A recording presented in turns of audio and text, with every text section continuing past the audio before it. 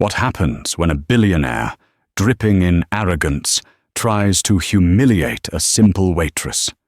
He's at the most exclusive restaurant in New York, trying to impress his date by ordering in loud, broken Italian. He thinks she's nobody. He thinks she's beneath him. He makes a fatal mistake, though, because he has no idea who he's really talking to. He just tried to show off in her native language, and she's about to end his entire night. Not with anger, but with a few quiet words that reveal a secret that will leave him speechless. This is the story of Julian Croft and the waitress he should have never messed with. Il Sognatore was not a restaurant, it was a performance. Tucked away on a cobblestone street in Soho, it was the kind of place that didn't have a sign. If you had to ask where it was, you couldn't get in. The dining room was a hushed cathedral of wealth, vaulted ceilings painted with muted frescoes, tables spaced so far apart that you couldn't hear the details of the billion-dollar deal or the quiet collapsing of the marriage at the next table. The air smelled of white truffles, old Barolo, and the faint, citrusy perfume of women who had never known a budget. Into this theatre walked Elena Martinelli, 6 nights a week. To the patrons, she was just part of the exquisite decor. Tall, poised, with dark hair pulled into a severe knot, her black uniform was tailored, impeccable, and designed to make her disappear. She was a captain, a role she performed with the precision of a surgeon. She understood the unspoken language of the clientele, the slight lift of an eyebrow that meant more water, the subtle glance at a watch that meant the check now, the dismissive wave that meant you do not exist. Elena was a master of existing and not existing all at the same time. Her colleagues, the other waiters and bussers, respected her. She was efficient, she was quiet, and she never, ever complained. But they also kept their distance. There was something about her, a grace that didn't quite fit their world of sore feet and demanding customers. "Heads up, Elena," whispered Ben, her favorite busser, as he polished silverware.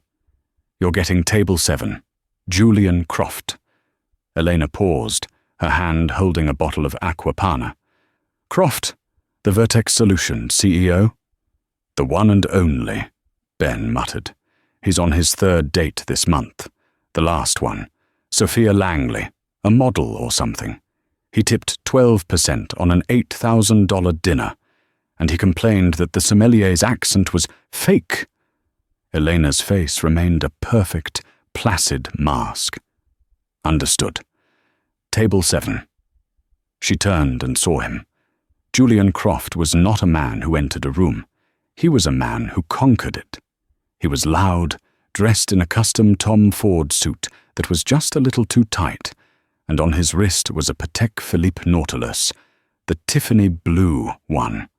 A watch so rare and so hyped, it was less a timepiece and more a flashing neon sign that screamed, "I am richer than you." He wasn't speaking to the hostess, he was lecturing her. "I requested the center banquette. This," he gestured to the table, "arguably the best in the house, is fine. But I expect perfection. Is Matteo here?"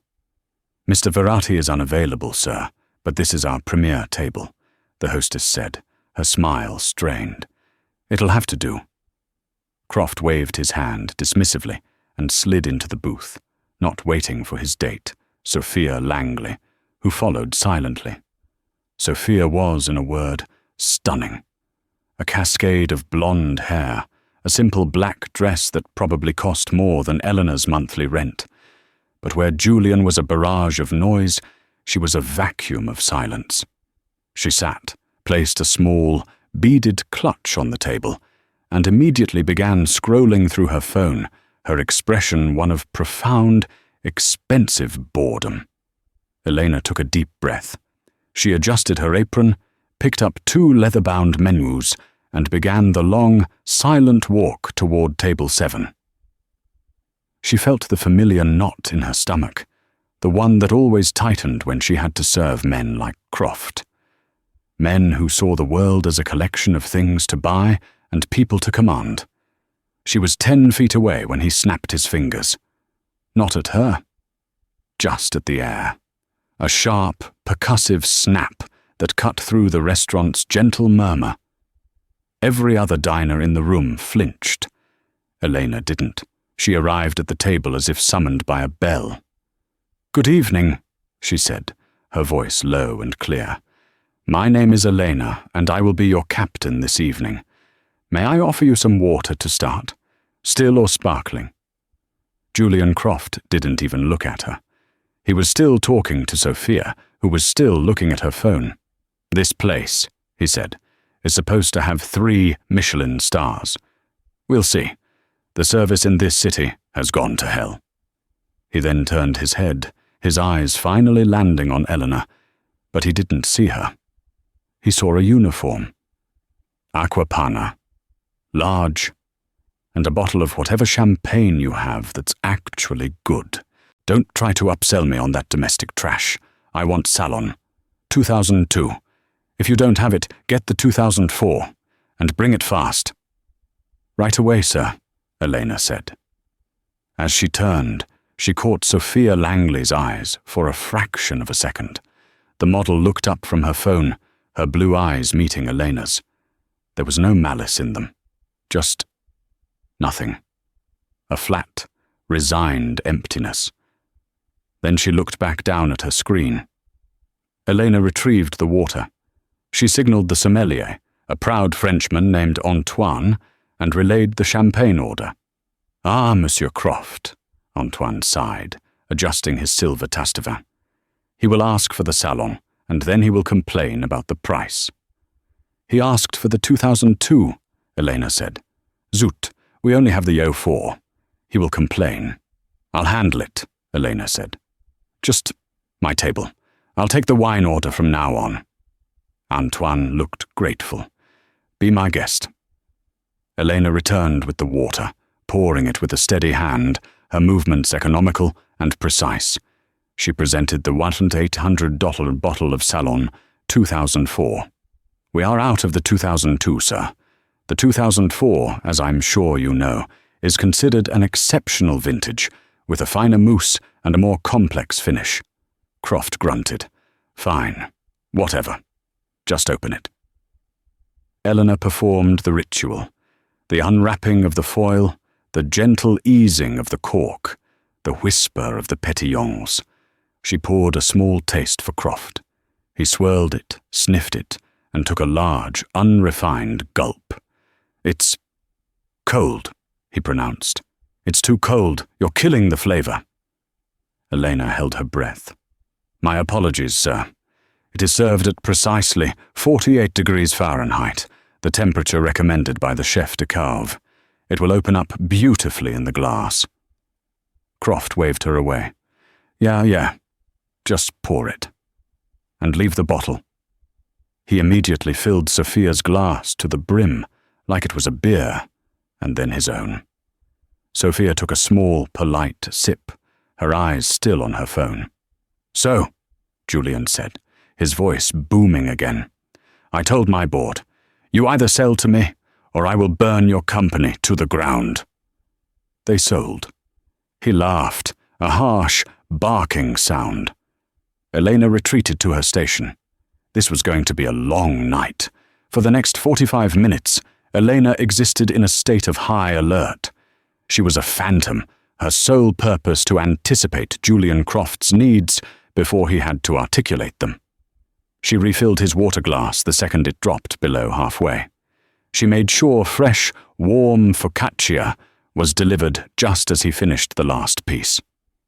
She did it all in absolute silence, gliding in and out of his peripheral vision. This, she knew, was what annoyed men like him the most. He wanted a performance. He wanted fawning. He wanted to be able to bark orders and see someone jump. Elena's silent, perfect efficiency gave him no purchase. He was a bully with no one to punch. He tried. He sent back the amuse-bouche, a delicate bite of scallop crudo, claiming it was fishy. It was sashimi grade. He complained that the music, a soft instrumental jazz trio, was depressing. Through it all, Sophia remained a beautiful statue. She ate what was put in front of her, sipped her champagne, and offered one-word answers to Julian's monologues. Incredible, right? The deal? Wow. I'm thinking of buying a place in Aspen. You ski? Sometimes. This bread is stale. It's okay. Julian was growing visibly frustrated. His show was failing. His date was bored, and the staff was too robotic to intimidate. He needed a new angle.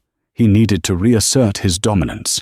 He found it when Elena returned to take their main order.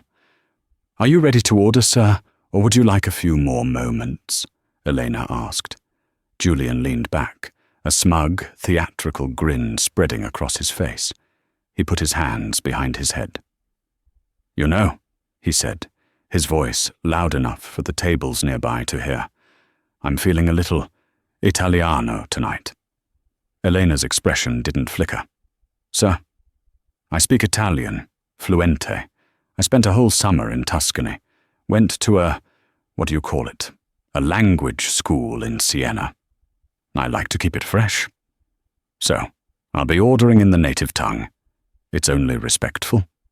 Sophia, for the first time, visibly winced. She set her phone face down on the table. "As you wish, sir," Elena said, holding her small notepad. Julian cleared his throat. He was now performing for the whole room. "Okay, per la donna," he said, gesturing at Sophia. Lei vuole, He squinted at the menu. "Il rigatone, con, carne." Elena translated his butchered request in her head. "Rigatoni al ragù di cinghiale. Rigatoni with wild boar ragu. And for me," Julian continued, puffing out his chest, "I am a simple man. I want the bistecca fiorentina." He was trying to order the bistecca fiorentina, the restaurant's $190 signature dish, a 42-ounce porterhouse meant for two. "An excellent choice, sir," Elena said, making a note. "And how would you like that prepared?" Julian held up a finger, a look of profound concentration on his face. He was searching for the words. Molto, ben cotto." He smiled, triumphant. He had just ordered the crown jewel of Tuscan cuisine, a dish defined by its bloody, rare center. Very, very well done. The silence that followed was heavy. At the waiter's station, Ben visibly slapped his own forehead. Antoine, the sommelier, turned his back to the room, his shoulders shaking slightly. Elena's face was stone. She paused for one beat. Two. "Sir," she said, her voice perfectly even, "the bistecca fiorentina is a very specific cut. It is traditionally served al sangue, or rare. Our chef, who is from Florence, will not prepare it. Ben cotto, it would compromise the integrity of the meat." Julian's smile vanished. His face darkened. He had been corrected. "What did you say?" he hissed, dropping the Italian pretense. "Did you just tell me no? I'm the customer. I want a well-done steak. Are you an idiot? Capisci?" He leaned in, his voice dropping to a faux conspiratorial whisper, but it was one he intended for Sophia to hear. He switched back to his broken Italian, thinking he was being clever. "Questa, cameriera, this waitress, è molto stupida, non capisce. Portami il capo, adesso." "She is very stupid. She doesn't understand. Bring me the boss. Now." He leaned back, supremely pleased with himself.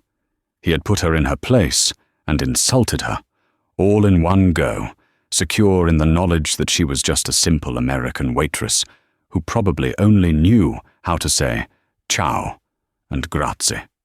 He looked at her, expecting her to scurry away, confused and defeated. Elena did not move. She simply stood, her notepad still in her hand. She tilted her head, just slightly, as if re-evaluating him. A flicker of something, not anger, perhaps pity, passed through her eyes. And then she responded. When Elena spoke, her voice changed. The low, professional, American accented monotone was gone. In its place was a voice that was liquid, lyrical, and impossibly pure. It was a sound that didn't belong in a Soho restaurant.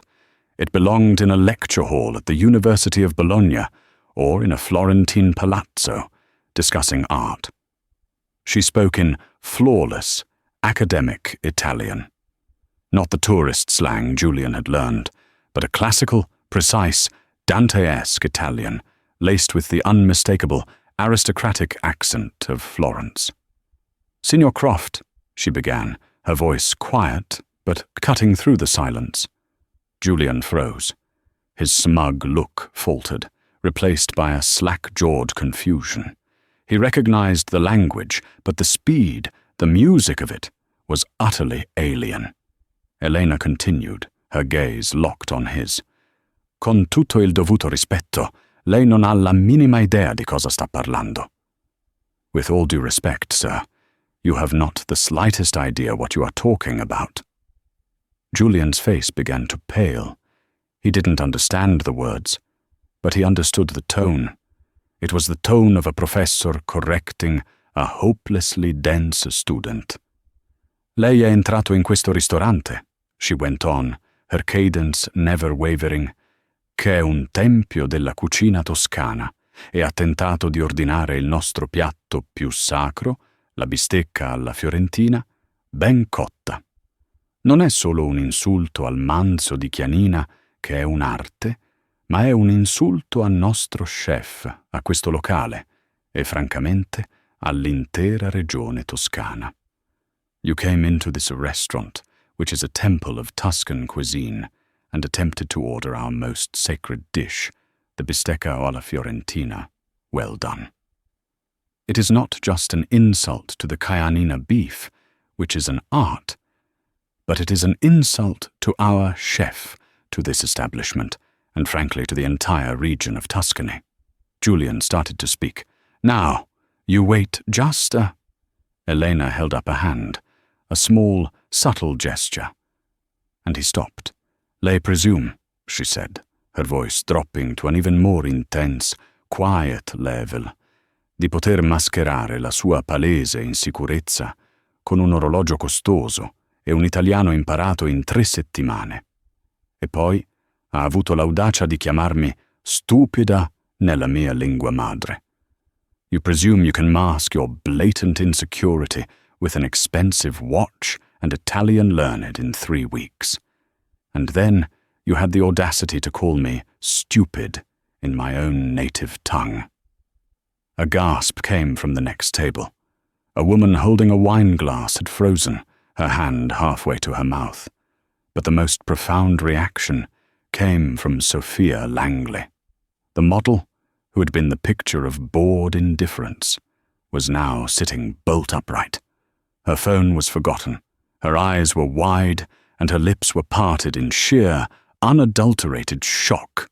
She was staring at Elena, not as a patron staring at a waitress, but as someone witnessing a miracle. Julian, now a shade of dull purple, was sputtering. I don't— What are you saying? Speak English! You're fired! I'm— Elena switched back to English. The transition was instantaneous. The American accent was back, as if a switch had been flipped. "My apologies, Mr. Croft. I was merely informing you that, as I said, the chef will not be able to accommodate your request for a well-done steak. However, I can highly recommend the osso buco alla Milanese. It is braised for 8 hours in veal stock and gremolata, and it is by design cooked completely through. It is falling off the bone." She smiled, a polite, plastic, customer service smile. "Shall I put you down for 1 osso buco and 1 rigatoni for the lady?" Julian Croft was, for the first time in his adult life, completely and utterly speechless. He had been verbally dissected, reassembled, and presented back to himself in a language he didn't understand, and he knew it. The entire room knew it. He opened his mouth, a strange croaking sound coming out, but before he could find the words to fire her, a new voice entered the conversation. It was Sophia. "I'll have the rigatoni," she said, her voice clear as a bell. Then she turned her body fully towards Elena, ignoring Julian completely, and in the same perfect Florentine Italian, she spoke. "Mi scusi per il mio accompagnatore," Sophia said, her accent just as flawless as Elena's. "È un filisteo." "Pardon my date, he is a Philistine." If Julian Croft had been speechless before, he was now catatonic. His head swiveled back and forth between Sophia and Elena, his brain short-circuiting. The woman he had brought as a beautiful silent accessory was now speaking the same secret language as the waitress who had just humiliated him. Elena's professional mask finally broke. Not with a smile, but with a look of genuine, profound surprise. She stared at Sophia, a silent question in her eyes. Sophia smiled, a real, warm smile that transformed her face. "Il suo accento è impeccabile," she said to Elena. "E Fiorentina? Your accent is impeccable. Are you from Florence?" Elena, momentarily forgetting her role, nodded. "Sì, ho studiato all'università lì, storia dell'arte." "Yes, I studied at the university there, art history." "Davvero?" Sophia's eyes lit up. "Anch'io, non l'università. Ho passato ogni estate a Villa Gamberaia. Mia nonna abita ancora vicino a Settignano." "Really? Me too." "Well, not the university. I spent every summer at Villa Gamberaia. My grandmother still lives near Settignano." "Villa Gamberaia?" Elena replied, her voice filled with a warmth that hadn't been there a moment before. "The gardens are a masterpiece of grotto architecture. Your grandmother. She is not the Baronessa Langley, by chance?" "She is," Sophia laughed. "You know of her?" "Everyone in the art history department knows of her. She saved the 14th century frescoes at Santa Croce after the 66 flood." "That's her. Oh, this is incredible. The sound was like a car backfiring. Julian Croft had found his voice. "What is going on?" he snarled, his face a mask of pure fury. "Sophia? You know her?" Sophia turned to him, her smile vanishing, replaced by a look of icy disdain. "No, Julian, I don't know her. But I am attempting to have a civilized conversation with the only other person at this table who seems capable of one. She's a waitress, Sophia. She insulted me." "She corrected you, Julian," Sophia snapped, her voice sharp. "You called her stupid in what you thought was her language. Turns out you were the stupid one. You ordered a $200 steak like it was a hockey puck, and then you insulted a woman who probably has more education than you'll ever buy." Julian was deflating. His power, which was entirely dependent on money and a booming voice, was useless. He had been outflanked by culture, a weapon he didn't possess. He did the only thing a man like him could do. He escalated. "Get me the manager!" he roared, standing up so abruptly, his chair screeched on the floor. "Get me Matteo Verratti now! This woman is fired!" The entire restaurant was now staring. The quiet murmur had died completely. Elena's face paled. She had enjoyed the moment, the brief connection with Sophia, the satisfaction of putting Croft in his place, but she had broken the cardinal rule of service. She had become visible. She had made a scene. And now she was going to lose the job that paid her rent, the job that gave her the anonymity she so desperately craved. "Sir, please," she started, the professionalism returning. "There is no need to—" "Now!" Julian bellowed. A man in a sharp, grey suit began to move from the back of the restaurant. He was in his late 60s, with a silver mane of hair and a face that looked like it had been carved from Italian marble. He walked with a quiet, lethal authority. This was Matteo Verratti, the owner, a man who had built Il Sognatore from nothing into a 3-star legend. He arrived at the table, his eyes taking in the scene. Julian, red-faced and standing. Sophia, composed and angry. And Elena, standing perfectly still, her face pale, but her expression unreadable. "Is there a problem, Mr. Croft?" Matteo asked, his voice a low rumble. "A problem? A problem?" Julian laughed, a high-pitched, hysterical sound. This employee of yours, she insulted me.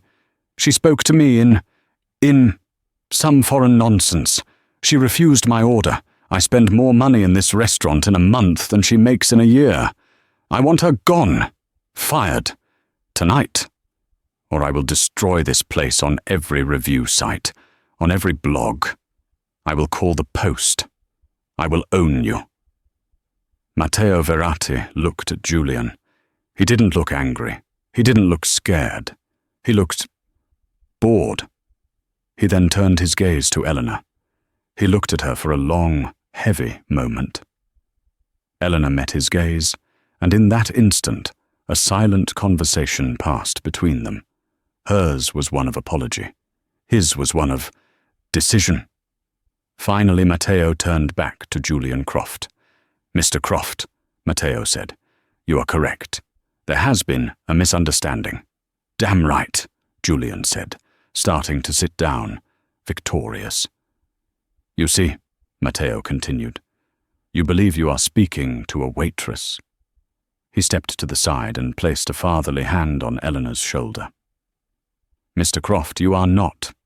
You are speaking to Contessa Elena Martinelli." The silence in the restaurant was no longer heavy. It was absolute. Julian Croft's smug, victorious look evaporated, replaced by a cartoonish, slack-jawed, "Huh, Contessa. What?" he stammered. "What is that? Is that a joke?" "I assure you, Mr. Croft, I do not joke about my business," Matteo said, his voice cold. "This is Elena, of the Conti Martinelli family of Florence. Her family has held their title since the 14th century. They were bankers to the Medici. The palazzo they still own in Florence has a Uffizi." Elena closed her eyes. This was what she had dreaded. The one thing she had asked Matteo to protect. When she fled Italy to escape a life she didn't want, an arranged marriage to some Venetian duke she'd met twice, she had come to Matteo, an old friend of her father's.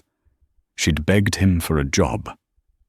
"I want to be normal, Matteo. I want to be invisible, just Elena."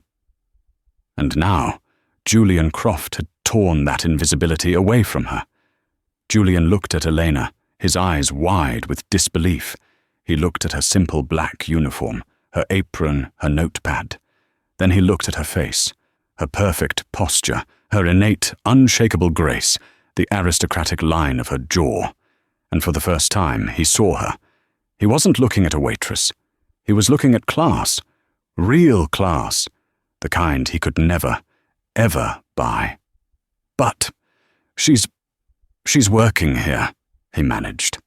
"Because she chooses to," Matteo said. "She is in New York to be independent, not to be a museum piece. She works here because she loves food and because she is, without question, my most qualified employee. She holds a postgraduate degree in Renaissance art history. She speaks 4 languages fluently. You, Mr. Croft, speak 1.5. Sophia Langley let out a small, sharp laugh, which she covered with her hand. "And," Matteo continued, "when you called her stupid in her madrelingua, you were not just insulting a captain. You were insulting the daughter of a man who could buy and sell your entire company before his espresso gets cold. Your company is new, Mr. Croft. The Martinelli family invented international banking." Julian Croft's entire identity was built on the foundation that money was the only measure of a man. That foundation was now crumbling. He had tried to bully a nobody and had instead picked a fight with a dynasty. He had been so busy trying to prove he was a king that he hadn't realized he was talking to royalty. His face, which had been purple with rage, was now a sickly, pale white. He looked small. His $80,000 watch looked cheap.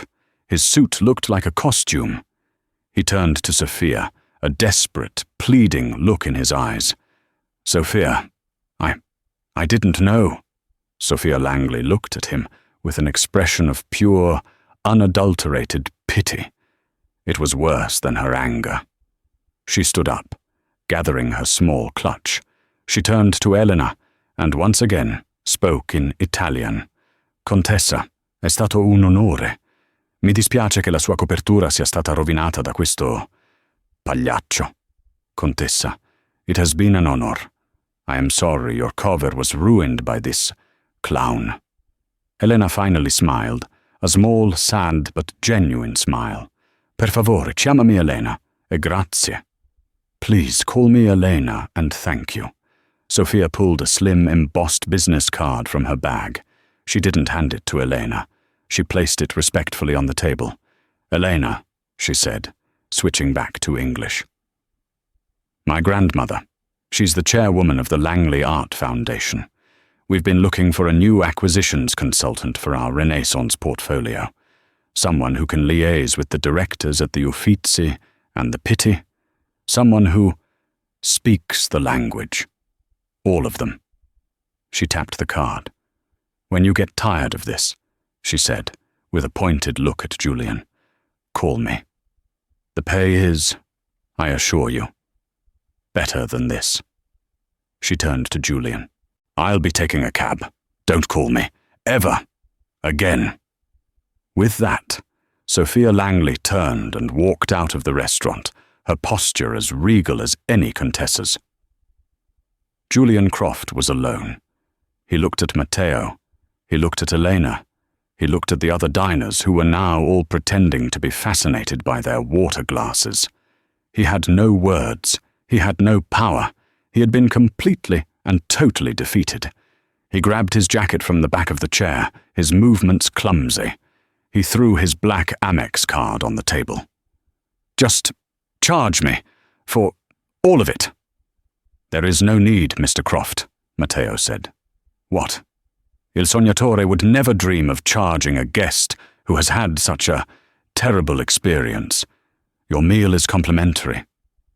It was the final, devastating blow. Matteo wasn't just comping his meal, he was refusing his money. He was saying, "Your money is no good here. You are no good here." It was the most profound insult an establishment like this could deliver. "But the champagne," Julian stammered. "Consider it a gift," Matteo said, his eyes like ice. "Now, please leave. You are disturbing my other guests." Julian Croft, the tech billionaire, the titan of industry, the man who burned companies to the ground, scrambled from the booth. He didn't walk to the exit. He fled, his head down, his face hidden in shame. The second the door closed behind him, a wave of relief washed over the room. The quiet murmur returned, this time laced with excited, hushed whispers. Elena finally let out the breath she felt like she'd been holding for an hour. She looked at Matteo, her expression a mix of gratitude and exasperation. "You weren't supposed to ever do that, Matteo," she whispered as she began to clear the plates from the table. "My cover." Matteo put his hand on her shoulder. "Elena, Contessa, a cover is for hiding. You have nothing to hide from. You were born to be a queen. It's time you stopped pretending to be a pawn." He looked at the champagne bottle, still half full. "Ben," he called out, "bring 2 glasses. The Contessa and I would like to finish this bottle of Salon. She has, I believe, just finished her shift. The rest of the evening was a blur. A strange, shimmering dream played out in the adrenaline-fueled aftermath of the confrontation. After Julian Croft had fled, and the dining room's excited murmur had returned, Elena had stood, dumbfounded, looking at the half-empty bottle of Salon. Matteo had clapped his hands together once, a sharp, decisive sound. "Ben, my office, 2 glasses, and Elena, you're done for the night. Come." Elena had followed him in a daze, her legs unsteady. Matteo's office was a small, cluttered sanctuary of dark wood, overflowing bookshelves, and framed autographed photos of him with various celebrity chefs. He didn't speak as he uncorked the champagne, his movements as precise as her own. He poured 2 full flutefuls. He handed one to her. "Well, Contessa," he said, the title sounding foreign and heavy in the small room. Elena flinched. "Matteo, please, don't." "Why not?" He raised his glass. "It is who you are. I have been telling you for a year. You cannot hide the sun with a paper napkin." He toasted her. "To Contessa Elena Martinelli. A headache, just like her father. But the finest captain I have ever had." Elena took a sip. The bubbles were sharp, tasting of victory and fear. I'm fired, aren't I?" she whispered, the reality of what she'd done finally landing. "I broke every rule. I made a scene. I insulted a guest." Matteo laughed, a deep, rumbling sound. "Fired. Cara, you are the only one here who could have handled him. You defended the honor of this house. You defended my chef. You defended yourself." He set his glass down, his expression turning serious. "But you are also right. Your cover, as you call it, is blown. You cannot be a waitress anymore. Not here. The story will be all over the city by morning. The staff knows. The guests, they will come to stare at you, not to eat. Your anonymity is gone." She looked at him, her eyes wide. "So what do I do?" "You do what you were born to do," he said, gesturing to the door. "You go live your life. You stop pretending to be a pawn when you were born a queen." She finished her champagne in silence, a profound sadness mixing with the relief. She was grateful, but she was also adrift. She had just lost the only life she had managed to build for herself. She went to the locker room to change. It was normally a loud, cramped space, full of gossip and complaints about tips. Tonight it was silent. 2 of the other captains and a busser were there, finishing their end-of-night duties. When she entered, they all stopped what they were doing. "Elena," one of the captains, Maria, started. It's okay," Elena said, her voice quiet. She just wanted to get her things and go. The distance she had always felt from them, a subtle, unspoken gap, had just become a canyon. They were no longer colleagues. She was something else. An alien. As she pulled on her simple jeans and sweater, Ben appeared at the doorway. He looked profoundly awkward. "Hey, Your Highness?" he joked badly. Elena winced, pulling her coat on. "Ben, please." Right. Sorry. Elena." He was twisting a polishing rag in his hands. I just want to say, that was the most epic thing I have ever seen. Ever. Thanks, Ben. No, I mean it. That guy. He's a legend for being a monster. And you just filleted him. In Italian. He paused, a look of genuine concern on his face. "Hey, seriously. You're okay, right? You're not, gonna be assassinated by that billionaire guy?" Elena let out a small, real laugh. It was the first genuine sound she'd made in an hour. "I think I'll be fine, Ben. Men like Julian Croft are lions in a boardroom and mice everywhere else. He won't be back." "Good," Ben said, nodding. He looked down at his shoes, then back up at her, a hopeful, shy look on his face. "So, if you're, just Elena again tomorrow, can I still buy you that beer? Or do you only drink, $800 of champagne now?"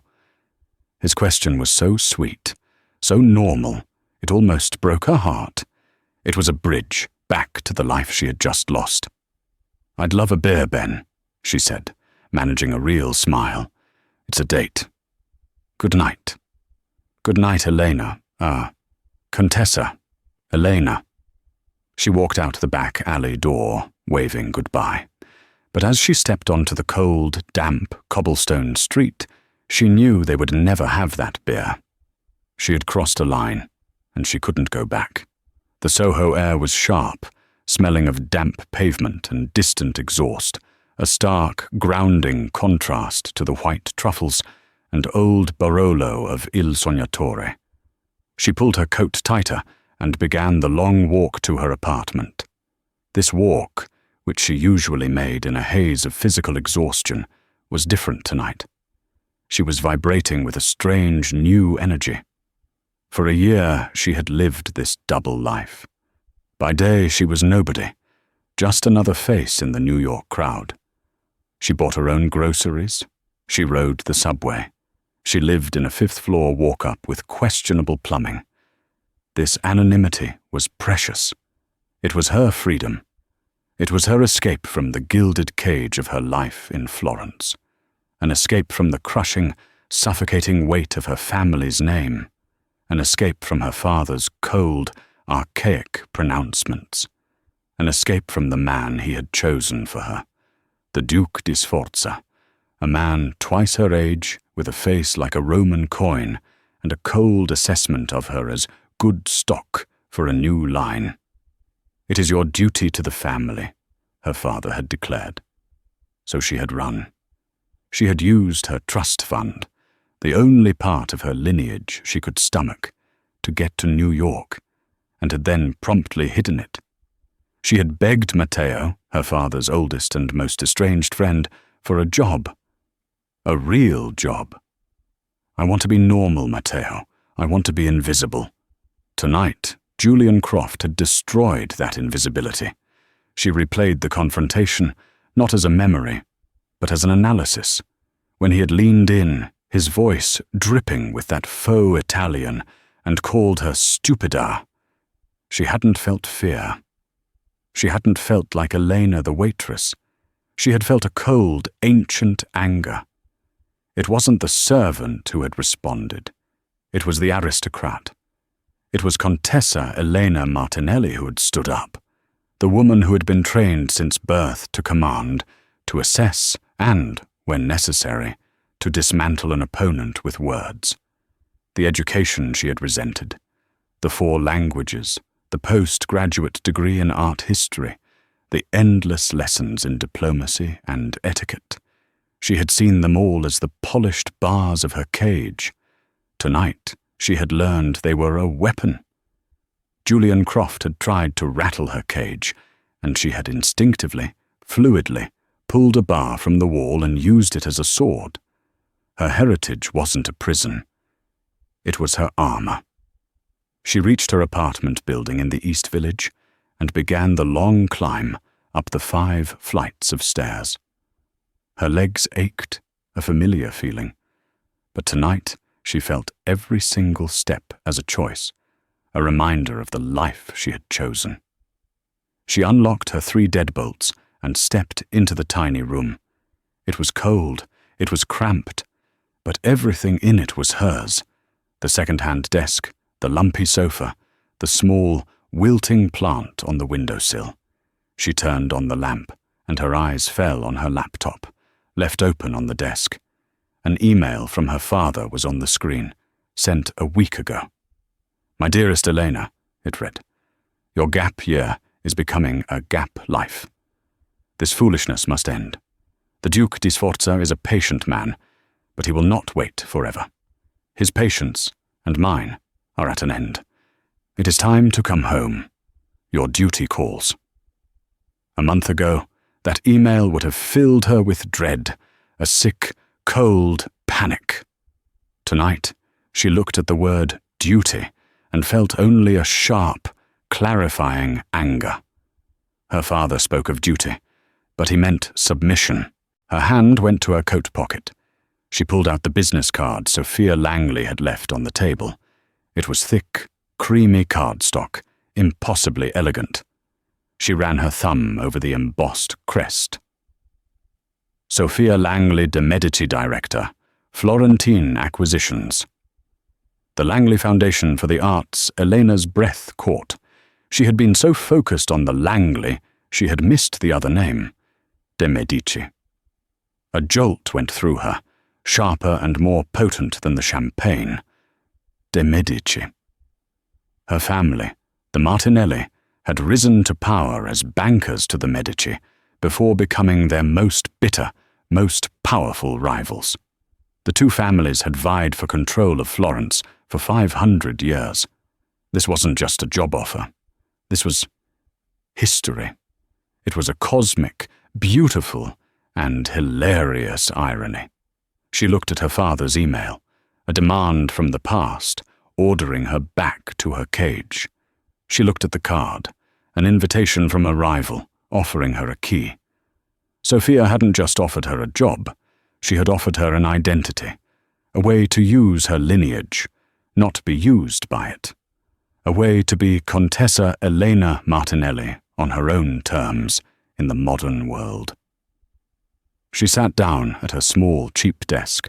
Her posture, without her thinking about it, was perfect, straight-backed, poised, a queen on a wooden stool. She opened a new email. Her fingers flew. Totuhalo to S. Langley de Medici Langley, arts.org, from emartinelli@edgmail.com. Subject, Il Sognatore. Dear Ms. Langley de Medici, thank you for the champagne and the job offer. I am, as it happens, deeply familiar with the Uffizi. The director of the Palatine Gallery, Dr. Rossi, was my thesis advisor. I am resigning from ILS. She paused, deleted the last part, and rephrased. I have just resigned from Il Sognatore. I would be very interested in discussing the acquisitions consultant role at your earliest convenience. I believe I can be of immediate and significant value to the foundation. Distinti saluti, Elena Martinelli. She hit send. The click of the key in the tiny, silent apartment sounded as loud and as final as the champagne cork.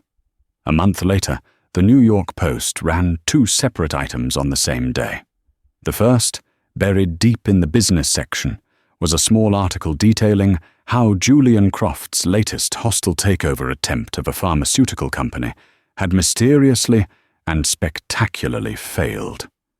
It noted, with some confusion, that the deal had been blocked at the last second by a consortium of old-money European investors, with rumors swirling of a powerful ancient Florentine banking family getting involved. The second, splashed across page 6, was a picture from the Frick Collection's annual gala.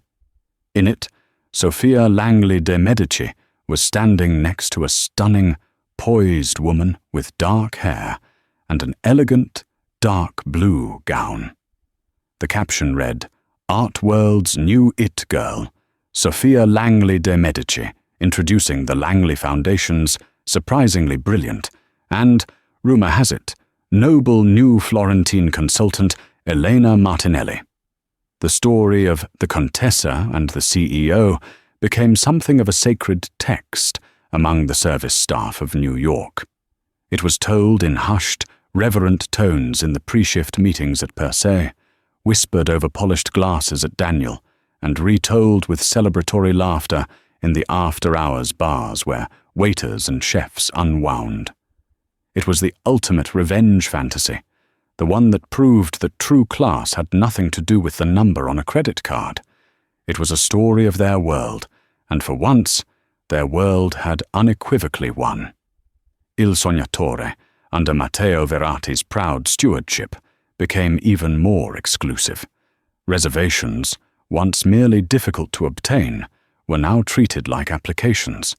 Patrons came hoping to catch a glimpse of the noble waitress, only to be told the Contessa no longer worked there. Matteo, it was said, had promoted Ben to captain, telling him he had very small, very polite shoes to fill. As for Julian Croft, his descent was as quiet and complete as his humiliation had been public. He didn't just disappear from the society pages.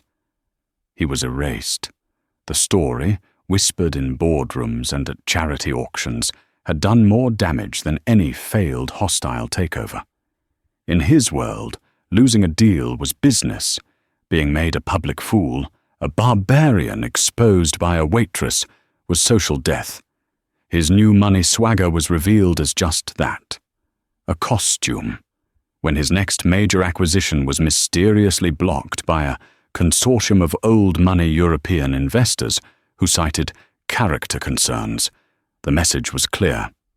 Julian Croft sold his New York apartment within the month and moved his operations to Singapore. He had been exiled from a world he never truly understood. Elena, meanwhile, had stepped from one life into another, though it felt more like an integration. Her first meeting with Sophia Langley de Medici wasn't at a restaurant, but in a sun-drenched, airy office at the Langley Foundation, overlooking Central Park. The contrast with the hushed, subterranean dining room of Il Sognatore was not lost on her. "Please call me Sophia," the woman said, shaking her hand warmly.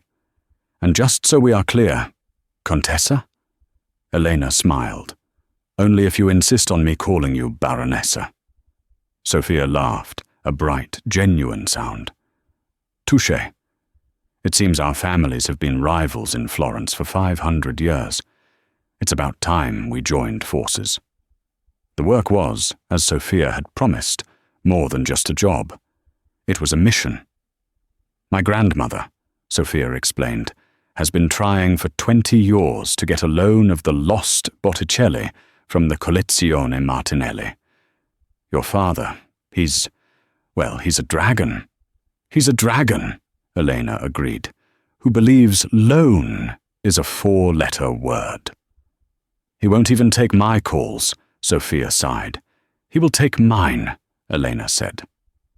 A week later, Elena was in Florence, walking into the palazzo she had fled. She confronted her father not as his runaway daughter, but as a professional. She didn't beg. She negotiated. She spoke of new restoration techniques the Langley Foundation could fund, of a cultural exchange that would elevate the Martinelli name in the modern world.